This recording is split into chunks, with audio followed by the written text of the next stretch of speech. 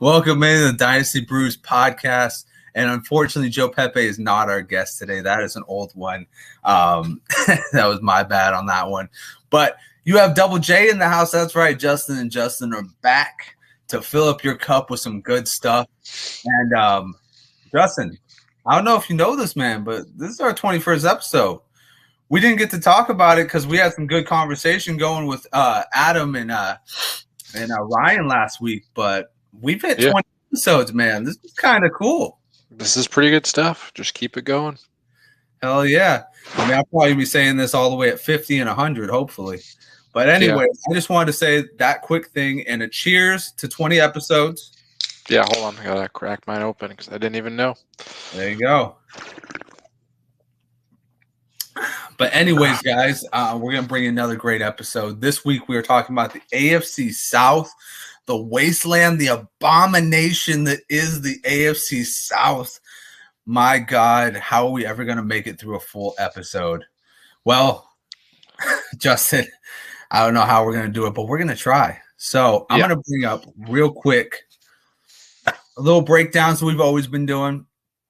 So let's start off with Houston Texans. You bring in good old Marlon Mack, Brandon Cooks. We got Jerry Hughes coming in on the defensive side. They added Derek Stingley Jr., Kenyon Green, Pete Baylor, Dameon Pierce, and John Mechie II. Justin, now I'm going to throw this to you real quick because I've got some opinions on this. I just came off a podcast talking about the Texans. All right. So what do you see for the Texans this year? I know you're a huge Davis Mills mark. You're big on him. I was big on him last year. I think that we'll get into Davis Mills in a second. Sorry. Well, I mean, let's talk about this. We're in a Devy league, and we've pretty much traded him back and forth. Yeah, so I traded him away at first because I'm in a win now mode, or I thought I was. And then I thought Mills would be a good piece for you going forward. And then as this Deshaun Watson legal situation lingered, I was like, well, things are not looking good over here for winning now. And so I decided to trade back for him. You know, it's kind of the thing with Mills is he's got the talent. I just don't love the situation still. He's got Cooks.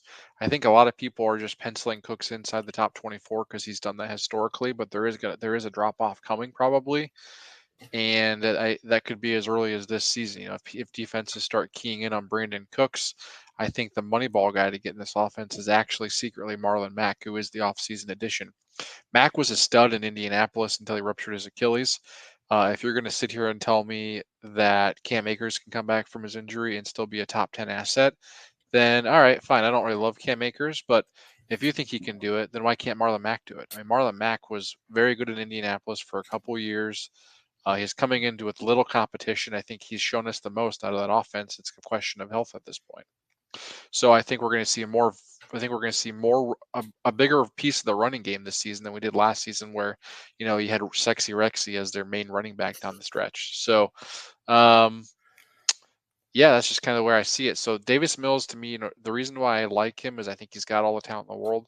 The question is going to be is how many games are they going to win next season? Yeah. No, 100%. And just to talk about your Marlon Mack thing, you know, before he ruptured his Achilles, he went for 1,000 yards. He had 8 touchdowns. And then the year prior, he had 900 yards and 9 touchdowns. So you're right. He has been viable in the past. And he is somebody to really, like, look at, you know, because when it gets down to it, you know, he's in the mix with, you know, guys that are backups. You know, he's in that range with Isaiah Spiller. As I look right now on ECR, he is, let's see, you know, Dameon Pierce is going at 48 and he's going at 54. And I think a lot of that is the rookie buzz. Like, everybody wants to get the new hot flavor of the month, but you're absolutely right. Until Marlon Mack, you know, proves that he can't play anymore, Dameon Pierce is not going to have a full load on this offense. And they're going to probably give them equal shares of this offense in the first couple games and see who handles it better and give that person the workload. So there is a very real chance that Marlon Mack gets his shot. And when you're looking at, like I said, RB54, we're looking at Khalil Herbert, Donta Foreman, Tyler Algier, Darrell Williams, Rashad White. These are the guys that are around him. None of these guys have a legit chance right now to be number one, except for maybe Tyler Algier. But that's a whole different story for the NFC South. Yeah. You're talking about a guy that, averaged in 2019, 2018.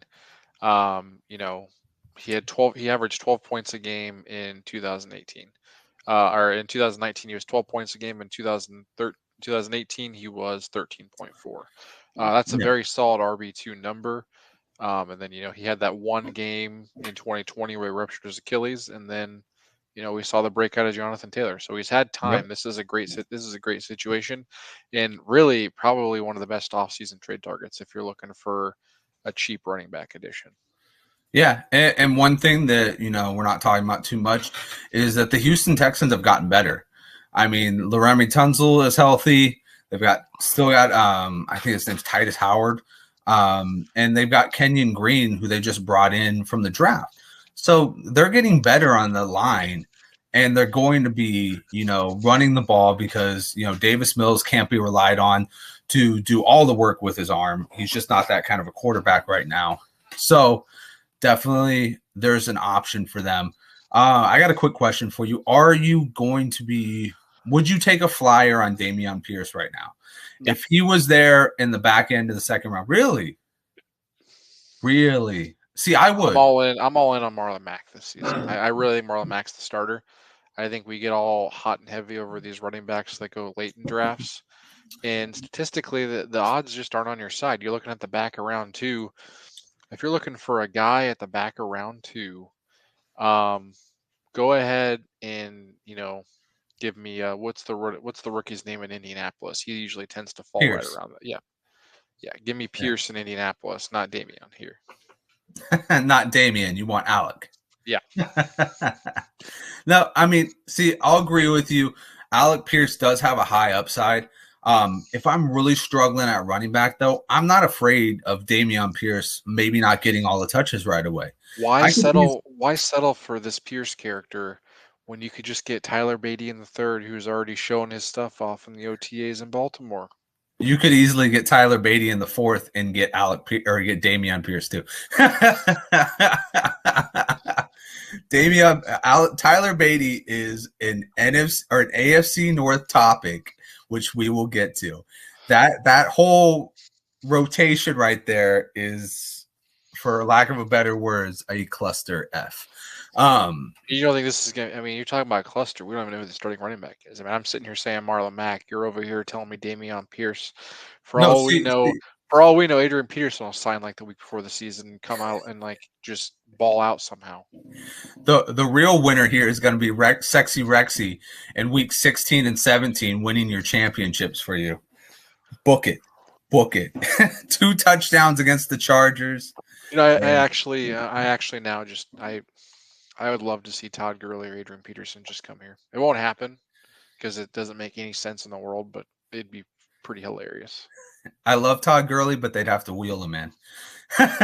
He's fine with that as long as you pay him. Every man has his price. Well, let's talk about Brandon Cooks. How highly are you regarding Brandon Cooks in this year's draft?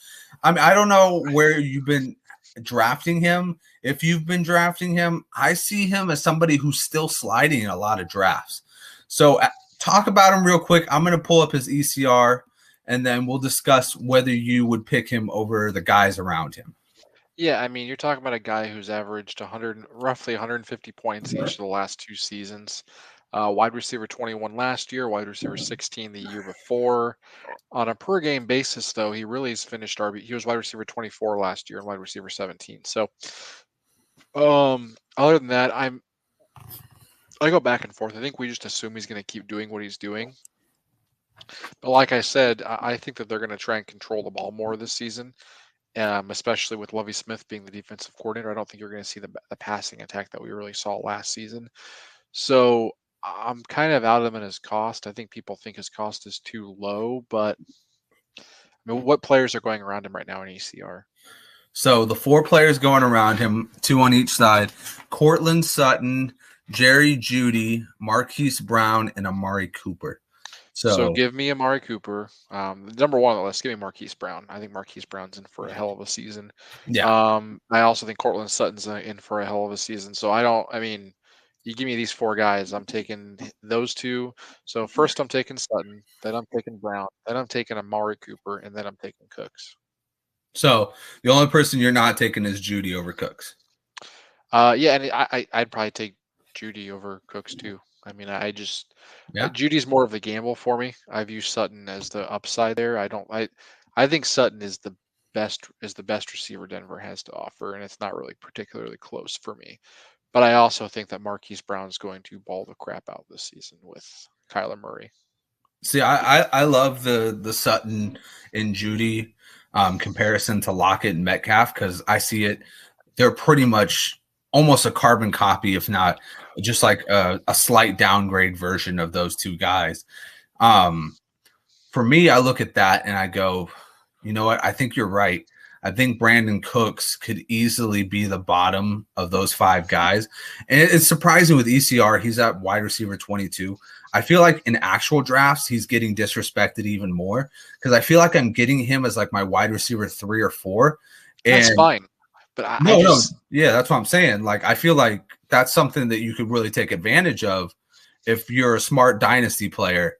Go out and grab him as your wide receiver 3 and 4 because the field is disrespecting him. yeah, for sure. But outside of he's only had 3 seasons outside of the top 75 in the last 8 seasons. So 5 out of 8, in 5 out of his 8 seasons, he's finished in the top 75 overall, which is pretty impressive. And how many of those seasons were him missing it because of injury? I don't know about that. I mean, he's played 16 games. Because he had an ACL injury, I want to say back when he was with might have been the 2014. Saints. Might have been 2014 because that was the only game he had less than 14 games. That was 10 games he had. Really, that's another thing. I've always assumed he's been more of an injury-prone player, but if he's been playing 16 games since 2015, 2014 he played 10 games. Since 2015, he's only had 2 seasons where he played less than 16 games, and that was in 2020 and 2019. Yeah. Okay. Yeah. So you're also, and it's sometimes you get your finishes because you play in all those games. But to his credit, you look at points per game finishes. He's the biggest outlier is 2018 where he finished on a 21 in terms of points per game, but 13 in terms of positional finish. So, and here's another thing. We always talk about volume in the fantasy community. He's only had 2 seasons where he didn't finish with at least 110 targets. Yeah. So that's also something to take into consideration. Everywhere he goes, he finds some sort of like really strong connection with the quarterback. The quarterback wants to get him the ball, and rightfully so. I think a lot of people I've noticed are really in on Brevin Jordan too. By the way, what do you make of this? I tend to shrug my shoulders. He's actually somebody I wouldn't mind. I was just talking about this. He's somebody I wouldn't mind talking about in best ball talk, like back end of a best ball draft, maybe last couple picks. If I have a shot to take, and here's my reasoning: he's a big target for the red zone, right? Yep. Davis Mills, when they get to the red zone, most likely not going to be looking Brandon Cook's way. He's going to be looking for somebody who maybe is in single coverage and is 6'2". Brevin Jordan. For me, I look at, this is a guy who could really up his red zone attempts, really up his, from 5 to the goal line, shots, and Davis Mills is going to be looking for that. So, I think he's got that. That's the path that I see. I'm not going to write him into tight end 1 conversation, but as of right now, I have him around tight end 24 to 26. I have him solely at 26, but I could move him up to 24 before the beginning of the year. So as we sit here today,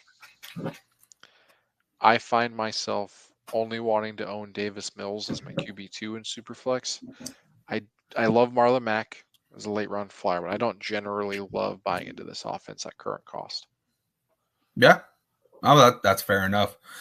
I mean, at the current cost, you know, like you said, Davis Mills is a good QB2, QB3 for a bye week. Marlon Mack is a good steal because you're going to get him the very end of drafts. And Cooks might be a little expensive. Now that I've seen ECR has him at 22, he might be a little pricey. But yeah, I mean, this is an offense most people want no part of. I think we both can agree on that one. Speaking of an offense nobody wants any part of. Sorry, is the teal and gold really blinding? Or No, is not it blind. No, it's the Jaguars. I mean, if we have people watching us or listening to us like the Jaguars, it'll get better. It'll get better. Statistically, it has to. Well, you know what? At least they have a quarterback, right? At least they have a top quarterback. They paid $20 million to Christian Kirk. God, I hate them because now we have to pay $30 million to Deebo Samuel, being a 49ers fan. But at least you don't have to pay $30 million to Christian Kirk. I mean that you could be like at least Deebo's good, right? I mean Christian Kirk's done what has he done in his career? Talk about setting the world on fire and just watching it burn. The Jaguars did exactly that with giving Christian Kirk $20 million. Well, I think you mentioned it last week. Like they had to. Like no one wants to play there. Like I can't think of a franchise. I can think of a couple, but what do they have to offer? I mean, they just paid this guy who has never finished inside the top 30 on a points per game basis or even as a positional finish. And they just paid this guy boatloads of cash. I mean, if I could he's really every man's dream, right? You know, to get a payday for doing below mediocre type work. He's the equivalent of a stay-at-home dad. Like he's the ideal life for a man. I actually disagree with you because that is not my dream. If I had to do that for a living, I think I'd rather work at McDonald's. Well, like I said, I love my kids, but I gotta tell you, I could not spend 8 hours. I couldn't spend every single day with them, all day, every day. When their summer breaks and their spring breaks are, that's that good bonding time. The first 2 days, it's great bonding. The last 5 days, it's like, all right, we got to get these kids to school. Them to camps. Send them to Jaguars camp. There you go. I'll feel like overachievers. At least Urban Meyer won't be kicking them this year. It'll just be Doug Peterson running them into a wall.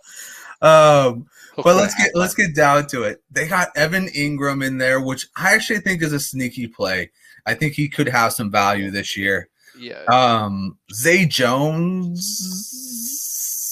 No, yeah. Very weird. That man might fight for Jesus, but he will not be fighting for my fantasy team. He will be on the waiver wire all year long.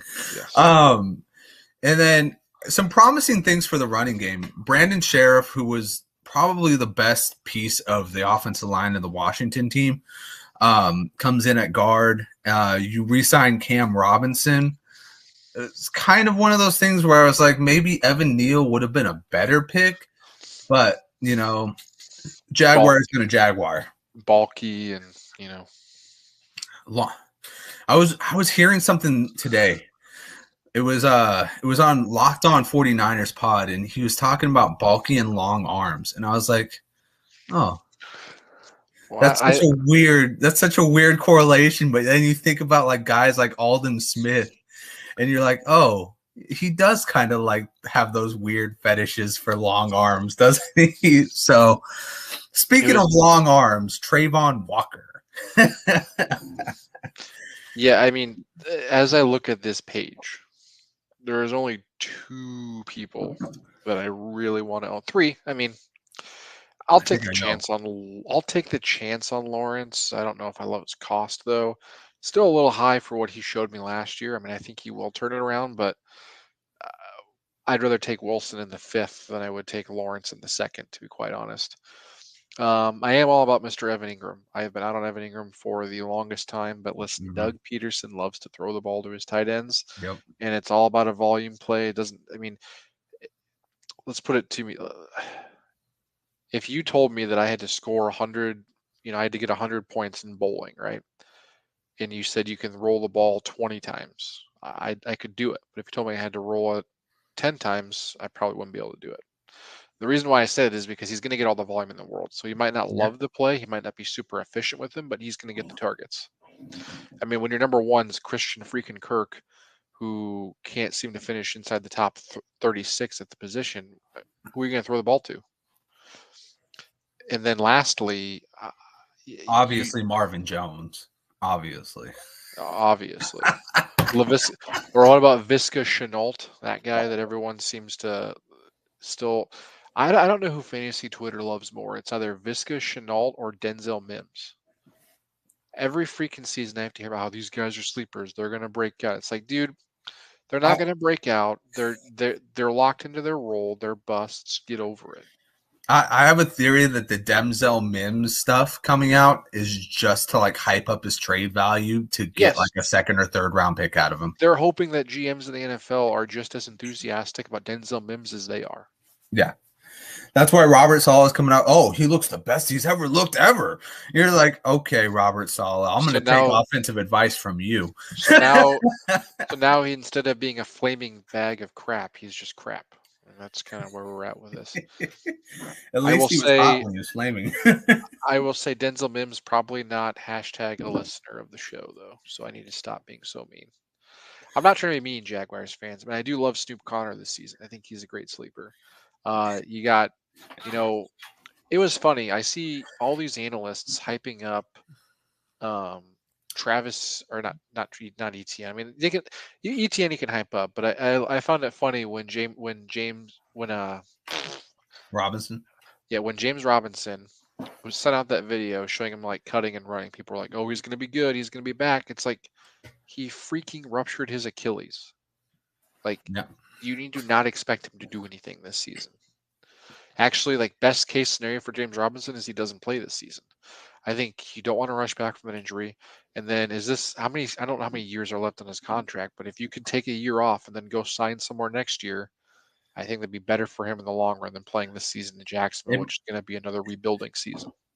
this might actually be the final year on his contract since he had a UDFA contract. Yeah, I think it makes more sense for him not to play this season. I really do. Next year, go sign with like the Vikings, who probably won't have Dalvin Cook, I would imagine. No way. You're giving up on the Alexander Madison experiment so quickly? Well, Alexander Madison's, this is the final year of his deal. I think he's going to go be a starter for Atlanta next season. Yeah, so this is the last year in his deal. He signed a 3-year deal with Jacksonville. So Yeah, I just don't. I know that people love contract years, but there's no way this dude's coming back in the final year of his deal to play on a ruptured Achilles. I yeah, would I mean, rather I would yeah, rather sit out and not look like shit than try and prove everyone that I'm fine and look like shit. yeah, especially for let's face it, an organization that's been trying to replace you ever since you got here. Yeah. So, I would say that's some good advice. Don't fucking come back. Don't rush yourself back for a team that's gonna maybe win 4 or 5 games, and don't go out there and do something to mess up your Achilles again. You know what I mean? Yeah, I mean they got Travis Etienne. Snoop Connor will probably fill that role of James Robinson. He's going to be the goal line back. So I love Snoop in best ball. I don't necessarily love starting him every week, especially considering I don't think this team figures to be in the Yeah, red zone very much. But yeah. hey, I wouldn't start him at all. If he deserves a taxi spot, maybe, but at the same well, time, listen, we know how things go, right? I mean, injuries are going to happen.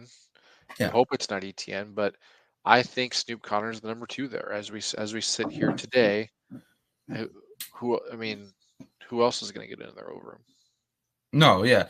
Well, I mean, listen, Doug Peterson's offense is the best offense for a UDFA to come in and play Yeah. because he's going to run everybody into the wall. Yep. He uses that And committee approach. yeah, it's a true committee approach. Like everybody says the 49ers are a committee approach. They're not. Doug Peterson will literally run every single running back he has out there. And nobody will have a clear-cut role. Everybody will have some goal line work, but everybody is going to get some work. Yeah. No, I completely agree. I mean, I think Snoop Conner has more upside than Dameon Pierce. I really do. he might. He might. I mean, I think that they're going to fill the same role, and I think that they're going to have the same amount of opportunities. So it's really going to see. Because think about it. Pierce is a huge back who kind of had that role of when you look at him on tape. I remember I look at him as like a bigger Javonte Williams. Like people just seem to bounce off of him, and it's pretty. And he's got some nice hands too. He's a good catching. He's a good receiving back too. So, listen, we can place a bet. Are we keeping track of these? We gotta write them down somewhere. Well, now we got them on audio and video. I know, but we gotta. I love doing the show, and I do listen to for quality assurance purposes. But I don't know if I want to go listen to every episode to figure out how many beer bets we got going on here. So I'm gonna start keeping track. But what did you have in mind? Because I think that let's just say higher finish. Points per game. Let's say higher finish, minimum of 6 games. We're doing points per game or total points? Because I'll do total points. Yeah, let's do total points. I'm down. Okay, I think Snoop Conner will have more points than Dameon Pierce. Okay. All right, put it on the board. All right, so let me tell you this. We haven't seen Travis Etienne be elite, right? But we've seen Marlon Mack be elite, right? Not elite, but I mean, top 24 is a hard thing to do, which I'll talk about later in the episode. Top 20. Hey, 1,000 yards in 2 seasons where he had over 5 touchdowns. He's not elite, but he was a starter. He was very much a starter in the NFL. Yeah, and we just haven't seen Etienne in the NFL yet. For all we know, Etienne can get hurt in training camp again. Like, I don't think it'll happen, and I don't wish that on anyone, but like, we haven't seen anything yet. So that's why I think Snoop Conner will get more carries because of the offense he's in, and then carries sometimes leads to taking over a role. Well, I mean, I obviously it's happened before. I'm not going to doubt it. I'm just going to roll with Travis Etienne. Has a lot of draft capital behind him right now, and I think they're going to give him the most amount of chances as long as he's healthy. But Etienne was drafted by the same guy that really wished he wanted Kadarius Toney. He kicked a guy one time. He was also drafted by the same GM that's there too. We knew who controlled the draft room. When the guy's sitting up there and saying he was heartbroken that they didn't get Kadarius Toney, I was like, oh. By the way, I've never heard of someone say that before. It's like, you get married and you're like, I was just heartbroken. The girl I really wanted to marry was already married, so I she got taken. She got taken 3 months ahead of time. I mean, how is that supposed to make your newest draft pick feel? Like, in all seriousness. So I don't know. Well, like I said, Jaguar is going to Jaguar, so we're going to find out what they do with this entire team. But let's move on from the disgusting and get to the actual interesting. Let's go into the Colts. Last year, second in the division, they have had 4 different quarterbacks now with Matt Ryan, Carson Wentz, Phillip Rivers, and the last year of Andrew Luck. 4 seasons, 4 quarterbacks. Hopefully this one sticks, but he's also 37, I think, going on 38, if I'm not wrong. Did you mention Mr. Jacoby Brissett? He was there. Oh, shit. That's right. So 5 in 5 years. Oh, my God. That's right. I forgot about the Jacoby Brissett year. And Jacoby's about ready to take his legacy and up to Cleveland, it sounds like. So he went from Indy to Miami to Cleveland. He's just a hired mercenary, man. He goes wherever you need a quarterback. Yeah, wherever he's on, he's going to start for you, it sounds like. Steal of the draft right there, Jacoby Brissett. Book it. He even got Tom Brady suspended, and Ooh, that's Jimmy Garoppolo hurt.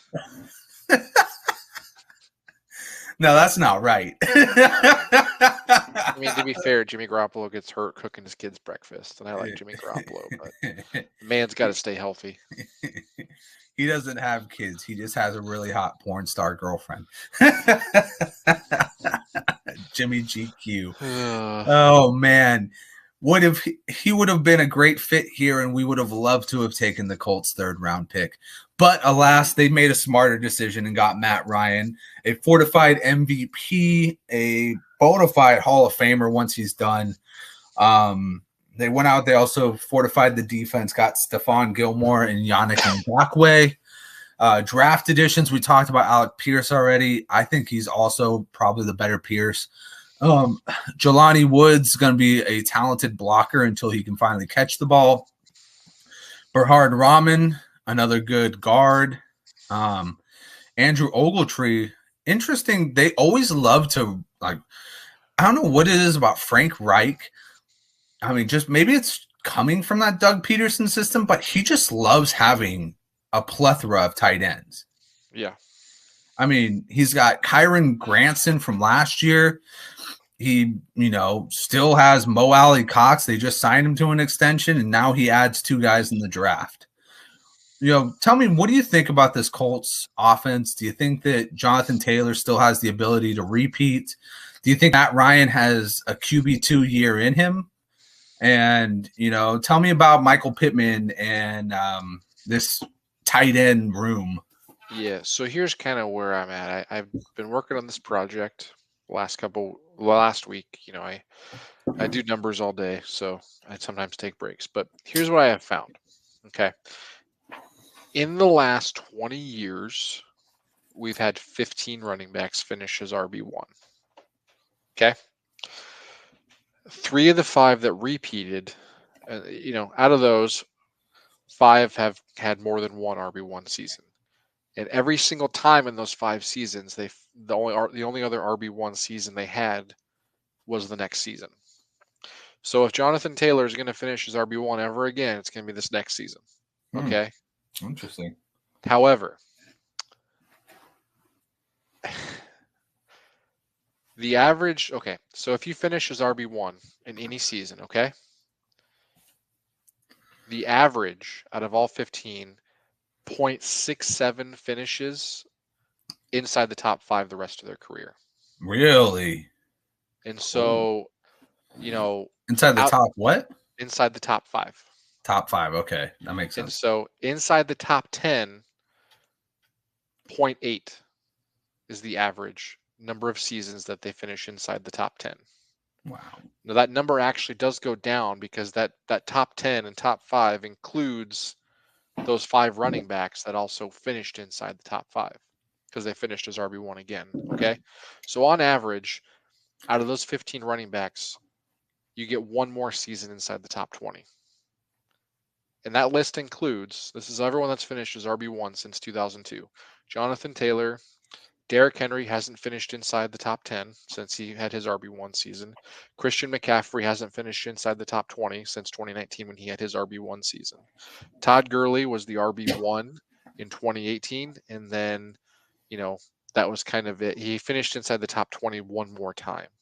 David Johnson had one more top 5 season after his 2016 finish. 3 of those 5 running backs that had more than one RB1 season were LaDainian Tomlinson, Sean Alexander, and Priest Holmes. So years ago. We've only seen Todd Gurley and Jamal Charles do that. So the thing I'm taking away from this is in Dynasty, I'm selling Jonathan Taylor. I love the talent. Historically speaking, these players get hurt. It's a fragile position. And I actually think that this offense is going to take a massive step backward. I don't think Matt Ryan's an upgrade from Carson Wentz. I've said that numerous times. I don't think Matt Ryan can stretch the field like he has in the past.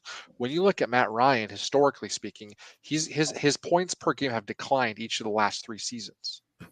He had 17.8 points per game in 2019 where he finished QB 11, dropped to 17.5 points, QB 12 finish in 2020, and the last season drops all the way to 13.1, finishing QB 19. The man's not the same person he was before.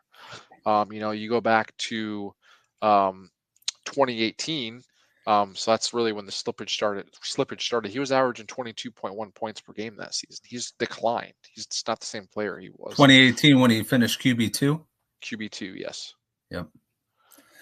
So I want to drop a couple things on you real quick. Yeah. Because we just had a Colts episode, so I have a little bit of background info on Matt Ryan this year. So this year, Matt Ryan, a couple stats that intrigued me. He targeted the running backs in his offense, so that was Patterson and Davis, 22.5%. Yep. I think I look at that as a plus for Nyheim Hines and Jonathan Taylor. Nyheim Hines. So he also had the third best deep ball accuracy percentage. So 47.8% of the time he was completing a pass deep, which is third best in the league. Pressured, he was completing 53.8% of his passes, fourth best in the league. And he was plagued by his team dropping balls.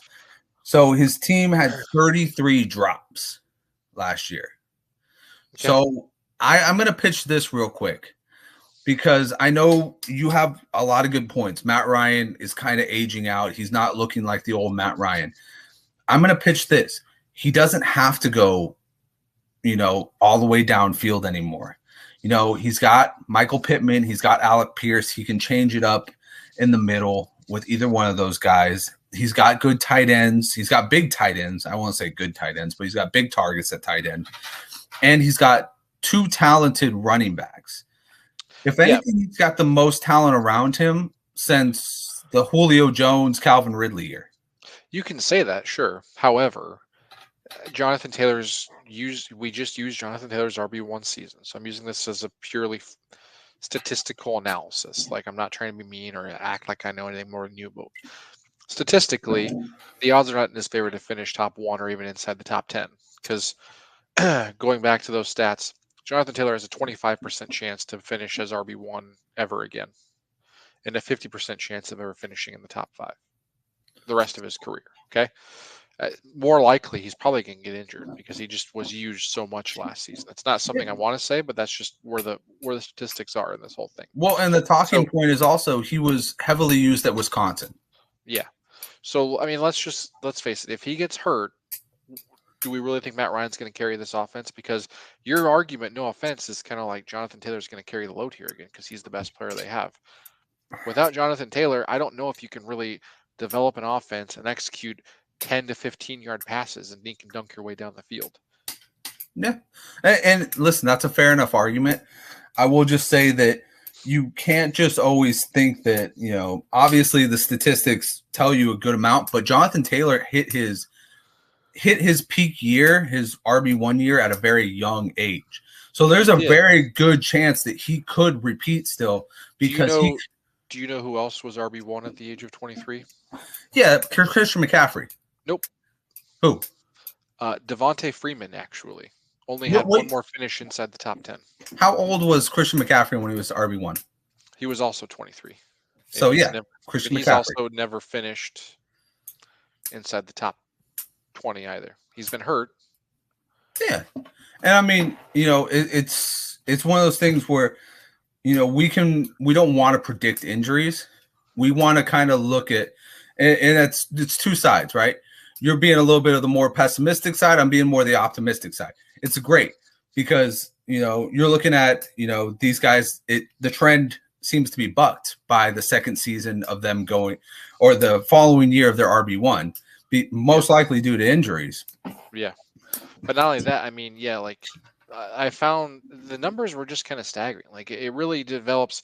My theory had become, as of 2 seasons ago, whenever anyone finishes at the top of their position, I normally sell. The biggest mistake I've had with that was selling Josh Allen because he went wire to wire again. Historically speaking, I haven't done receivers, but I bet you it's very fickle. So my question, and here's something for us to really look up. How many times has somebody been, because Adrian Peterson was RB1 for like 3 years in a row, not actual RB1. Like, I'm starting out like ADP RB1. Like, Yeah. taken off the board maybe like 2-3 years in a row. How many top 5 finishes did he have in that? How That's many what top 5 finishes did Adrian Peterson have? when he was ADP number 1.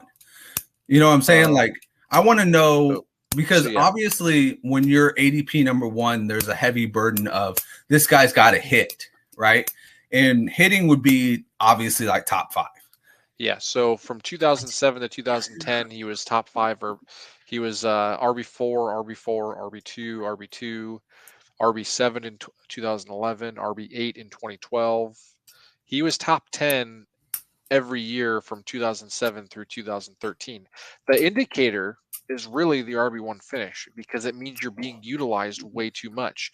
You look at a guy like Alvin Kamara, similar situation, never finished as the RB1, but he Mhm. finished his damn high every single season, which is great for dynasty. Like it's like a death pill. So like the guy I'm looking at that I thought had finished as RB1 but didn't was actually Saquon Barkley. Finished as RB2. I love him having a rebound this season. Interesting. Yeah, no, that's some interesting stuff. Um, obviously we got to follow up on that during the season because that's something that could really be detrimental to Jonathan Taylor owners this year. Yeah, yeah. Well, I actually do have him, and I'm actively trying to get rid of him for a good price. But I actually think that now is a great time to sell him. Oh, you sell him all the way high. I would Oh, say selling absolutely. points for him are obviously that he's going into his 3rd season. So He's only 20. Yeah, he's going to be 24, I think, or yeah. 23.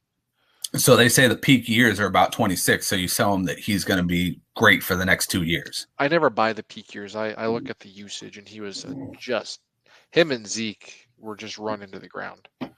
Yeah, and that's another guy to look up. Zeke's usage. Yeah, McCaffrey is the most interesting one because I would have thought that he'd rebound, but statistically, it's just not on his. It's legitimately not on his. It's just not there.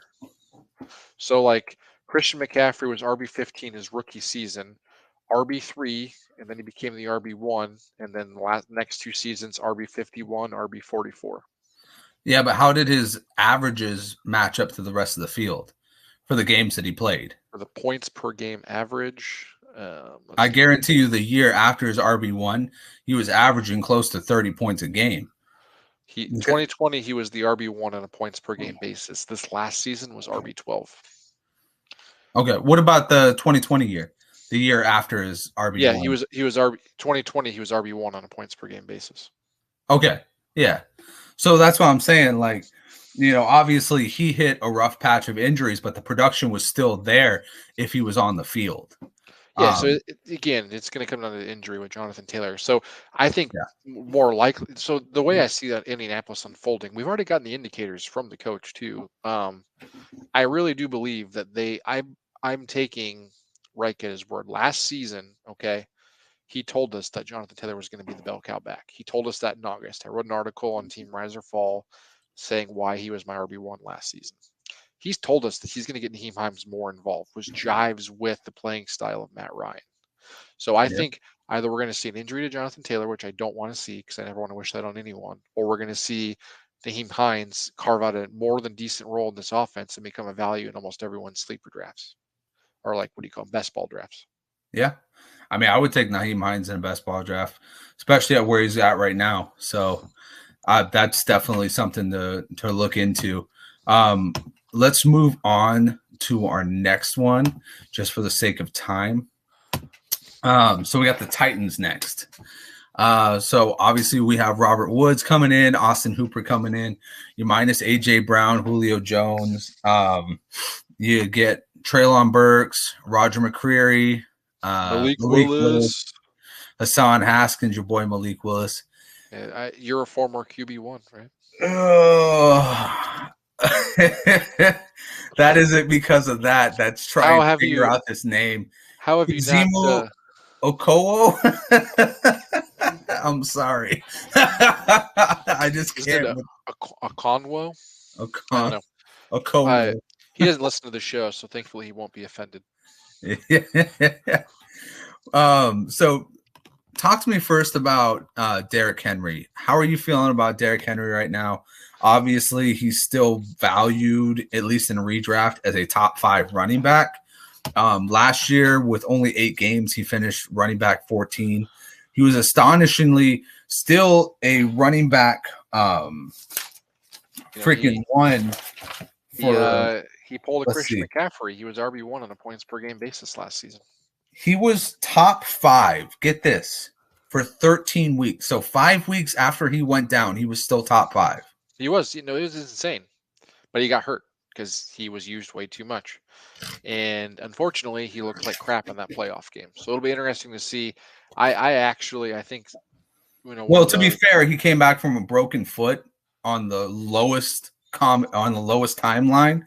And, I don't care. I've had a broken foot in sports. When you come back, I don't care who you are, super athlete or not. It's fucking hard to get everything back in control. Like, I remember trying to walk. It was, I got made fun of quite a bit by my wife. Well, I don't blame you. And when I say these stats about injuries and stuff, it's not to degrade these players. This position is just,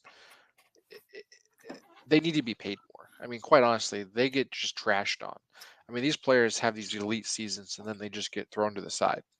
So I don't know how to fix that from an NFL standard, but it's kind of ridiculous. Like, I just don't see Derrick Henry finishing as RB1 again. I think he might finish top 20, but one of those social media engagement farming things that said, like, who's not going to make the playoffs this season that made them last year?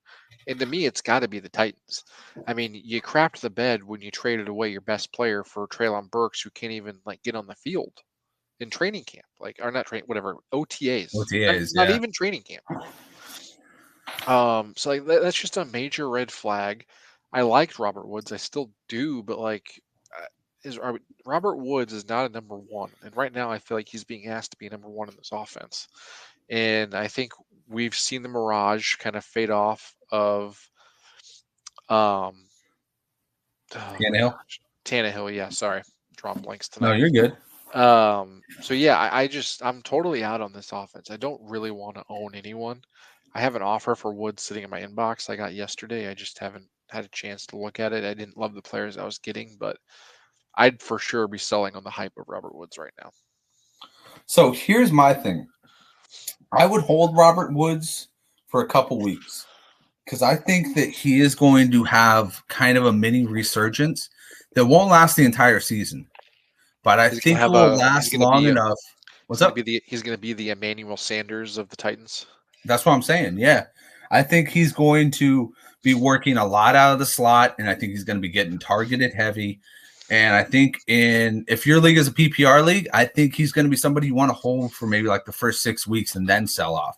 Be like, hey, this is a freaking legit talent right here. This is a guy who's going to win you a championship. Sell it like that and get the most out of that. Because right now you're selling Robert Woods at the name value with a team that is notorious for being run first. And it's like, you can go with that and maybe you'll get some value out of that. Maybe you'll get a couple players in a second round pick.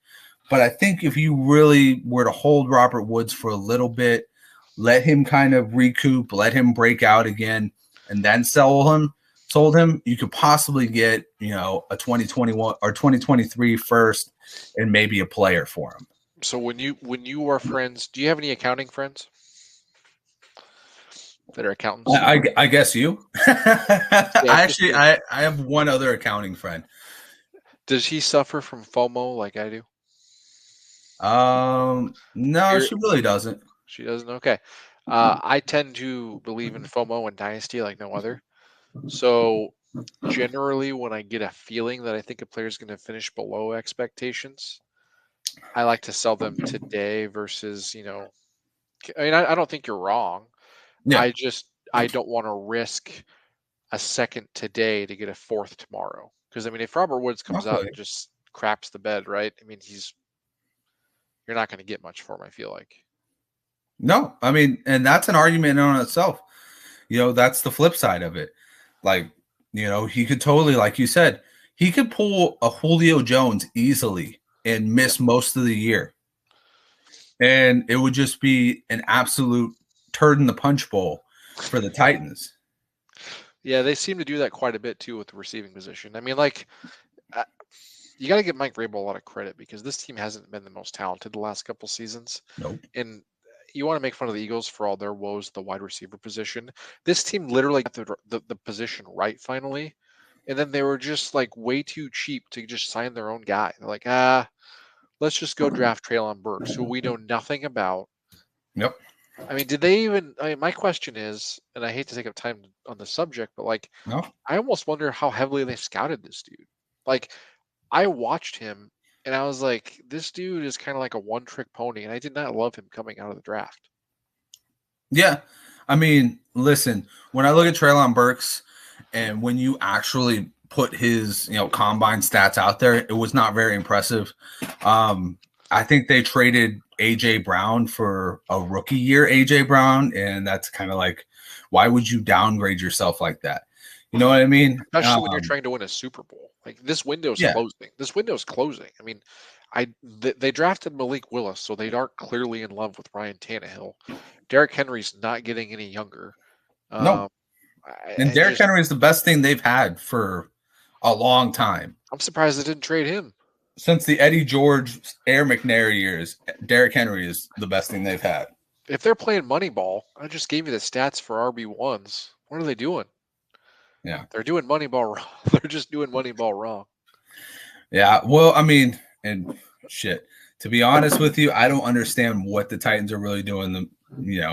Like you said, like, why go after somebody who is unproven when you have somebody who's locked, loaded, and ready to go for the next 5 to 10 years? They should have honestly. I mean, it's easy for us to say this now, but if there was even an inkling that Marquise Brown was available, yes, that's the guy you get. I don't, because you know damn well that you could have easily have traded AJ Brown for Marquise Brown plus based on the production. I mean, and it would have been a trade that actually benefited both teams, but they're just both in the AFC, so maybe that's what derailed that. Yeah, I think Baltimore still has sour feelings from that AFC divisional game. Lamar Jackson's big year goes to shambles because of Derrick Henry. Well, it's true. They need to get over themselves, I guess. It's funny. I've seen this division just has like an owner that trades away their quarterback because he got COVID and missed the playoffs, and Carson Wentz. Yep. And we got the Jaguars. This might actually be the worst division in the AFC, hands down. Yeah, I mean, outside of the NFC East, it might actually be the worst division in football, period.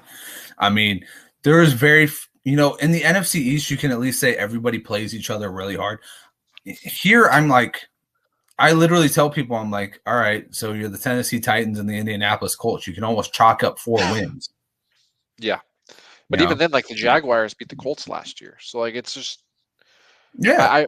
I really think people are way too high on the Colts this season. If you take anything away from this episode, I think that the Colts are could also miss the playoffs.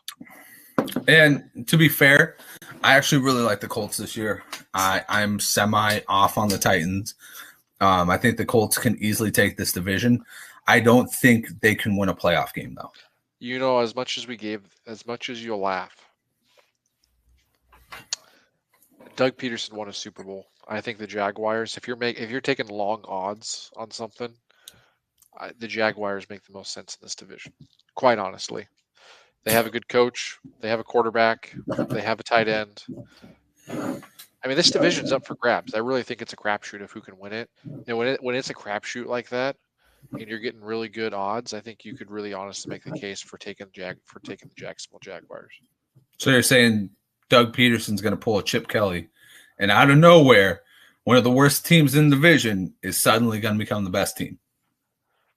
I've seen the Bills make the playoffs with Tyrod Taylor as their quarterback. That team had no business making the playoffs. Fair enough.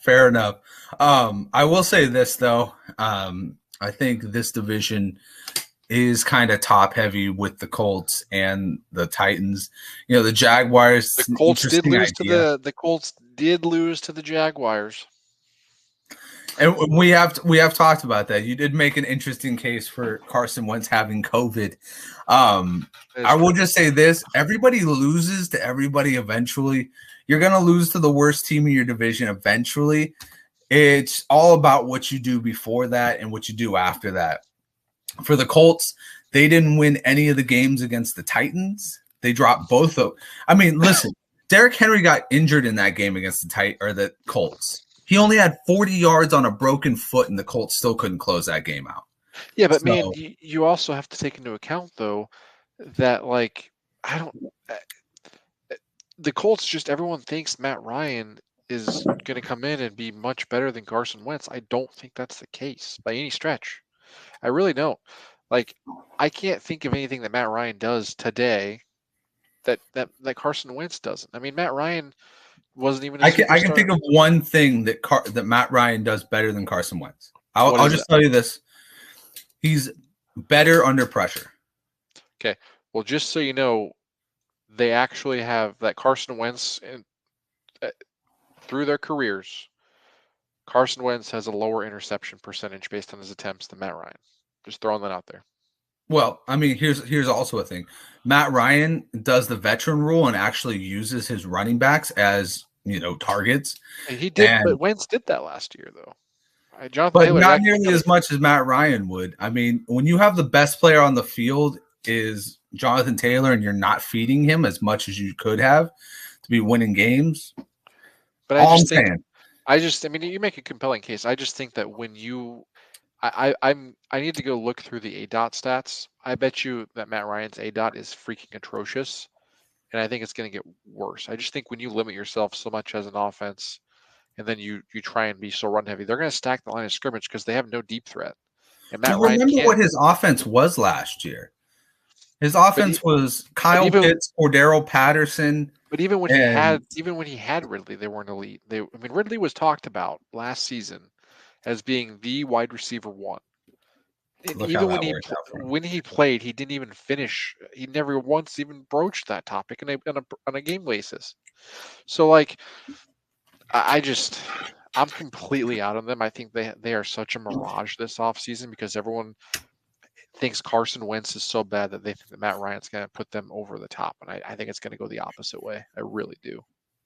See, I agree with you in a lot of aspects. I think that the difference between Matt Ryan and Carson Wentz is non-existent. I think the one thing, like I said, that will put Matt Ryan over Carson Wentz is he has got a little bit more up there and a little bit more in the confidence build because Carson Wentz has been thrown around the league now. I mean, this is his third team in 3 years. He's been told he's a cancer in the locker room. He's been told this is his last chance.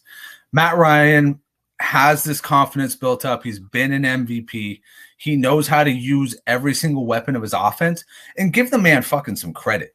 He had Calvin Ridley quit on him last year. I mean, I'd quit on him, but I would never quit. But yeah, I mean, listen, he had Kyle Pitts and a fucking a semi-retired special teams guy in Cordero Patterson.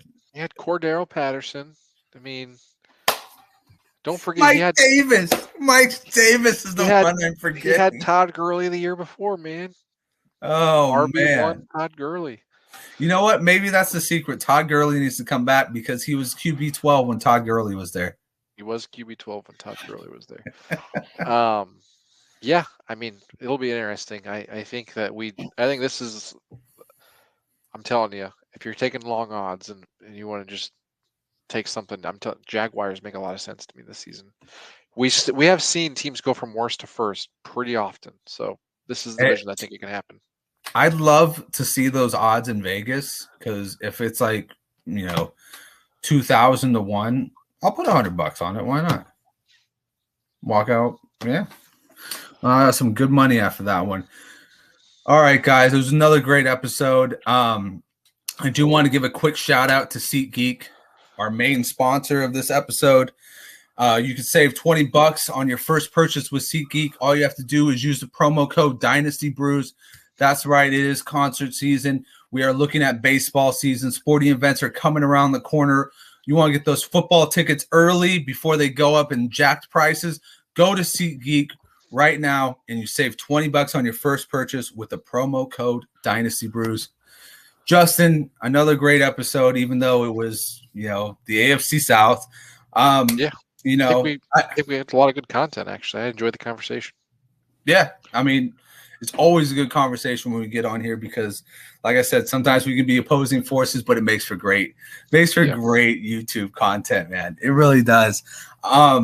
You know, and as usual, you know, you can catch us on YouTube. You can catch us up on Belly Up TV on Saturday mornings at 9 a.m. You can catch us on Twitter, and you know, even once in a while, you can catch us on Facebook. Um, Next week, we are going to be doing the NFC South, and hopefully, we'll be bringing on a special guest for you guys. Justin, do you have anything to say before we go? No, just keep it frosty, and I appreciate everyone that tunes in. Hopefully, you guys enjoyed the conversation. Hell yeah. Keep it frosty, everyone. Have a good night and have a great week.